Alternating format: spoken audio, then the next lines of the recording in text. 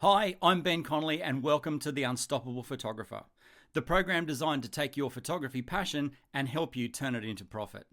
So here's a very basic example of how exposure works. So the light enters your camera through the lens, through an open aperture, through then an open shutter before it actually reaches the sensor. So let's start with a little bit of a definition. So what is camera exposure? So camera exposure is the overall brightness or darkness of a photograph. More specifically, it's the amount of light that reaches the sensor of your camera when a picture is being taken. The more you expose the sensor to light, the lighter the photo will be. Less light means the darker your photo will be.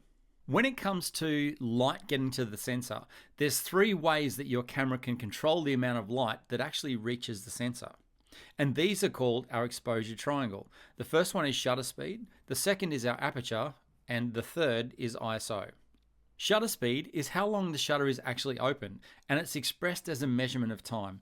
For example, 1/100 means your shutter is open for 1/100th of a second.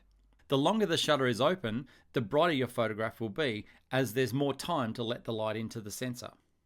Aperture is how big the opening is that lets the light in, and this is expressed in f-stops. Now, it's important to share with you that f-stops are counterintuitive because the larger the number, that means the smaller the opening.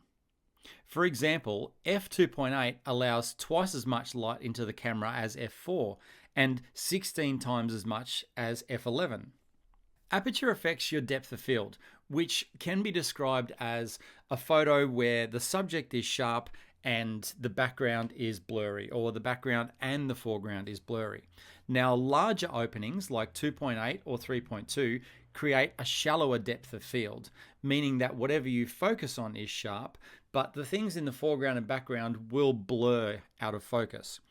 Now, conversely, smaller openings like f16 or f22 will bring more of the image into focus. So even though those things, the things are in the background and the foreground, they will still be relatively sharp compared to the subject you focused on.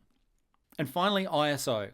ISO is your camera's quality setting, essentially, and this governs how sensitive your camera is to the light, and it's expressed in a number.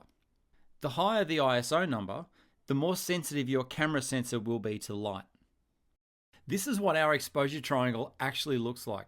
Now, below are two different versions of the exposure triangle. The one on the left gives you a range of settings from dark to light for each of the three elements, whereas the one on the right shows you what those settings actually do to the image for each of the elements.